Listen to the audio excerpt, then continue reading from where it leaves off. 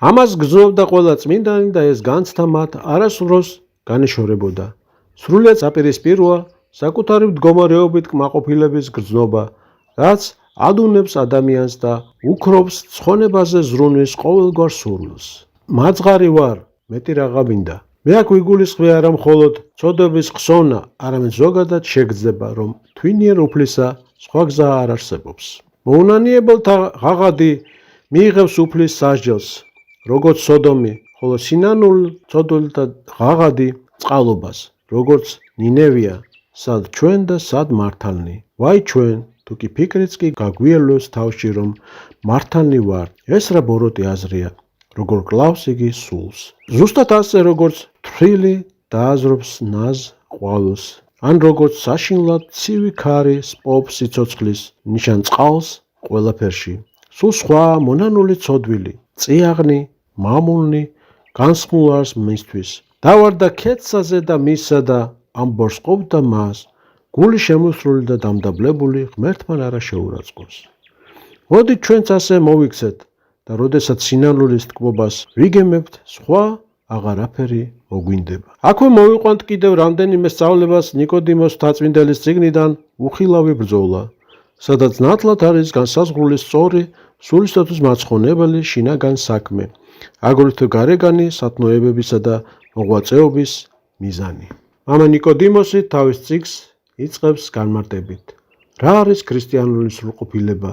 როგორც თავად გვეუბნება, ამის გაგების გარეშე შესაძლოა გადაუხვიოთ ნამდვილ გზას და გაემართო სულ სხვა მხარეს. ამასთან ფიქრობდე, რომ სრულყოფილებისაკენ მიისწრაფვი.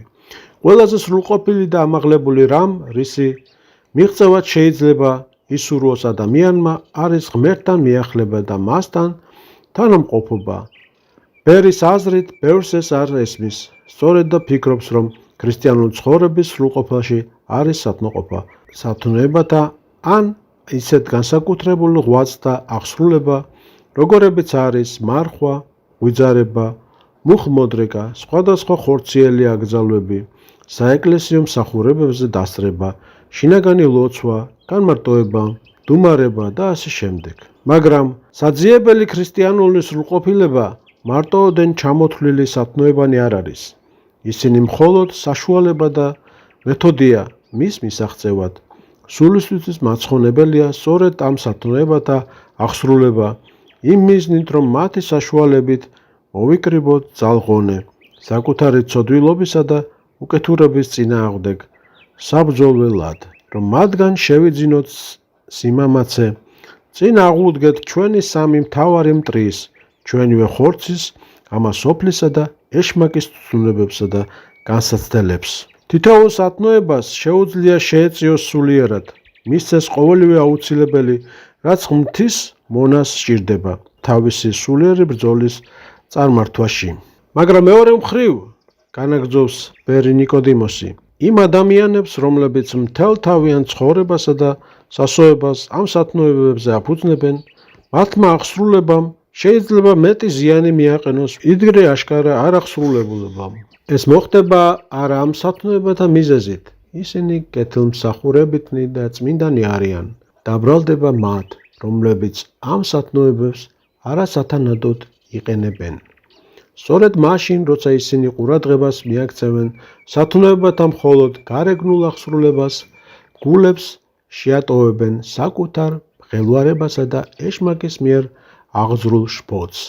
სწორ გზას აცდენილი ამ ადამიანების შემხედვარე ეშმაკიც არათუ ხელს უშლის მათ ამ სხეულებრივი ღვაწლის აღსრულებაში, არამედ აქეზებს თავიანთ ფუჭ გულის სიტყვებს აყოლილებმა გააფართოვონ და გაამრავლონ ეს ღვაწლი. ამ დროს ეს მოღვაწენი განიცდიან ერთგვარ სულიერ ძვრებს და ფიქრობენ, რომ უკვე ამაღლდნენ ანგელოზთა ხარისხამდე. უკვე საკუთარ თავში გრძნობენ თავად ღვთისმყოფობას. ზოგჯერ შინაგანად ჩაუღმავდებიან რაღაც განყენებულ, არა მიწიერ ნივთთა ჭვრეტას და ნეტარებენ, თითქოს საერთოდ გასცდნენ ამასოფლის სივრცეს და მესამე ცამდე იქნენ აღტაცებულნი. ასეთ ადამიანებს ჩვეულებრივ სურთ, ყოველთვის მათ მიანიჭონ უპირატესობა, უყვართ თავნება ცხოვრება და მუდამ ჯიუტად იცავენ საკუთარ გადაწყვეტილებას. ისინი ბრმანი არიან იმის მიმართ, რაც პირადად ეხებათ, მაგრამ ერთობ თვალგამჭრიახნი და გულმოდგინენი სხვათა საქმეებისა და გამონათქვამების გარჩევაში. თუ ვინმე სხვა მოიპოვებს ასეთ პატივს, როგორითაც მათი აზრით ისინი სარგებლობენ, ვერ იტანენ და მას აშკარად მტრად ეკიდებიან. თუ ვინმე მათ ხელს შეუშლის კეთილმსახურებით საქმიანობასა და მოღვაწეობაში, განსაკუთრებით სხვათა თანდასწრებით ღმერთო დაგვიფარე, ისინი უმალ აღშფოთდებიან, გულისწყრომით აინთებიან, მთლიანად იცვლებიან და საკუთარ თავს აღარ გვანან.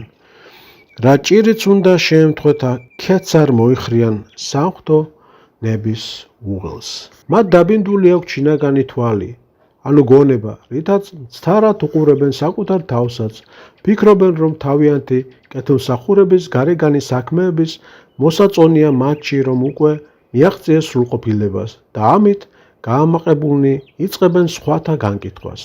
ამის შემდგომ უკვე შეუძლებელი ხდება სამღვთო ზემოქმედების გარეშე ვინმემ მოაქციოს ისინი, სიკეთისკენ უფრო იოლად მოექცევა აშკარა ცოდვილი, ვიდრე ფარული, ხილულ-სათნოებათა საფარველ ქვეშ დამალული. როცა მოშურნეობით ღვთაშესხმული დაძლევ და ჩაიკლავ აბურდულ ვნებებს, გულისწყობებსა და წადილს, უფრო სათნოყოფი ღმერთს და მისთვის უფრო კეთილად დაშვები, ვიდრე მაშინ, როცა საკუთარ თავს სისხლის დენამდე გვემ და მარხვით ყველა ძველ მოუდაბნოებზე მეტად მოაუძლურებ თავს. ურჯულოთა მონობიდან ასობით ქრისტიანი რომ გამოისყიდო და გაათავისუფლო, სულ ერთია, მაინც ვერ ცხონდები, თუ ვნებებს ხარ დამონებული. საერთოდ, რა საქმესაც უნდა შეუდგე, თუნდაც უდიდესი იყოს იგი, რა შრომა და შესაწირიც უნდა გაიღო მის აღსასრულებლად, მაინც ვერ მიაღწევ ნანატრ მიზანს. თუ ამასთან ერთად უყურადღებოდ დატოვებ ვნებებს, მისცემ მათ შენში დამკვიდრებისა და მოქმედების თავისუფლებას. ჩვენი პირველშობლის შეწოდების დროიდან მოყოლებული, მიუხედავად სულიერ ზნეობრივი ძალების მოდუნებისა, ჩვეულებრივ საკუთარ თავზე ერთობ მაღალი აზრის ვართ. მართალია ყოველგვარი გამოცდილება ძალზე შთამბეჭდავად გვარწმუნებს ამგვარი აზრის მდგომარეობაში, მაგრამ ჩვენ უგუნურად თვითმოხიბლულებს მაინც გვჯერა, რომ რაღაც მნიშვნელოვანს წარმოვადგენთ. ეს ჩვენი სულიერი უძლურება, ფრიად, ძნელად შესამჩნევი და შესაცნობი, ყველაზე მეტად ძაგს ღმერთს, როგორც ჩვენს ეგოიზმისა და თავისმოყვარეობის ნაშობი, როგორც წყარო მიზეზი და ყველა ჩვენი ვნებისა, დაცემისა და შერყვნისა. იგი გონებაში ან სულში გვიხშობს ამ ერთადერთ კარს, რომლითაც შემოდის ჩვენში მადლის ღვთისა. არ აძლევს ამ მადლს საშუალებას შეაღწიოს და იმკვიდროს კაცში მადლიც განეშორება ასეთ ადამიანს, ან როგორც შეუძლია განსანათლებლად შესაწევნელად შევიდეს ამ კაცში, რომელიც ფიქრობს, რომ დიდ რამეს წარმოადგენს. ყოვლის მცოდნია და საერთოდ არ სჭირდება ვინმეს დახმარება და ეუფალმა გვიხსნას ასეთი ლუცესეული სენისა და ვნებებისაგან. ღმერთს ზულს ადამიანებში არსებული ეს ბოროტი, თავდაჯერებულობა და პირიქით ყველაზე მეტად რაც უყვარს და რისი დანახვაც სურს, ეს არის ჩვენს მიერ საკუთარ არარაობის გულწრფელის შეგნება. სრული დარწმუნება და შეგრძნება, რომ ჩვენს კაცობრიურ ბუნებასა და ცხოვრებაში თუ რამ კარგი გვაქვს, მომდინარეობს მხოლოდ უფლისაგან, როგორც ყოველი სიკეთის წყაროდან და რომ ჩვენგან საერთოდ ვერ წარმოიშობა რაიმე ჭეშმარიტად კეთილი, არც კეთილი გულის სიტყვა, არც კეთილი საქმე. შეიცან საკუთარი არარაობა და ნიადაგ გახსოვდეს შენ საერთოდ ვერ შეძლებ ისეთ სიკეთის ქმნას, რაც ზეციური სასუფევლის ღირს გაგხდიდა. ისმინე რას ამბობენ ღვთივგავძობილი მამანი. პეტრე დამასკელი გვარწმუნებს, რომ არაფერია იმაზე უკეთესი, შეიცნო საკუთარი უძლურება და უმეცრება და არაფერია იმაზე უარესი, ამას ვერ მიხვდე. წმინდა მაქსიმე აღსარებელი გვასწავლის, ყოველი სათნოების საფუძველია ადამიანურ უძლურებათა შეცნობა. წმინდა იოანე ოქროპირი გვიმტკიცებს, რომ მხოლოდ და ის იცნობს საკუთარ თავს ყველაზე კარგად, ვინც ფიქრობს, რომ არარაობაა.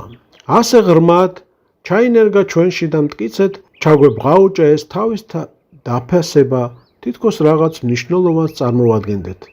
იგი მუდამ ფარულად ცხოვრობს ჩვენს გულში, როგორც რაღაც ძლივს შესამჩნევი მოძრაობა.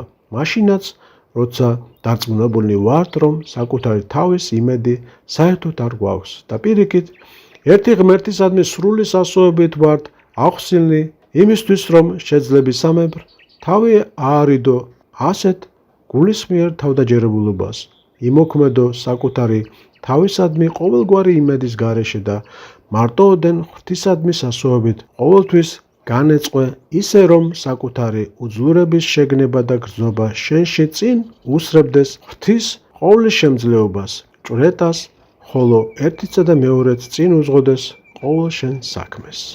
ამრიგად, ეს რამდენიმე ამონარიდი წმინდა მამათა სწავლებიდან, რომლებიც ჩვენთვის მახლობელ დროში ცხოვრობდნენ და ეკლესიის ყველა ძველი სწავლების ზუსტი და ჩვენთვის გასაგები ენით გადმოგვცემდნენ, ნათლად გვიჩვენებს შინაგანი ქრისტიანული ცხოვრების მთავარ ნიშნებს, რომ ცხონების მთელი საიდუმლო სინანულშია.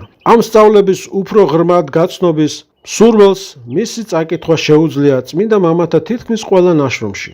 სინანულით საკუთარი თავის ხედვის, ღვთისწინაშე მობიერებით, ვედრებისა და გლოვის სული განსაკუთრებით ჭერვეტყველურად უნატიფესი პოეტური განწყობით არის გამოხატული საეკლესიო ღვთისმსახურების ტექსტებში, განსაკუთრებით დიდმარხვის ტრიოდიონის საგალობლებში, რაც ტაძრებში დიდმარხვის დღეებში იკითხება. ეს ყველა ლოცვა გამსჭვალულია სინანულის ამ წმინდა სულით და განკუთვნილია იმისათვის, რომ გვასწავლოს ღვთისწინაშე მართლმადიდებლობით სვლა, მისდამი ღრმა თავმდაბლობით ღაღადი.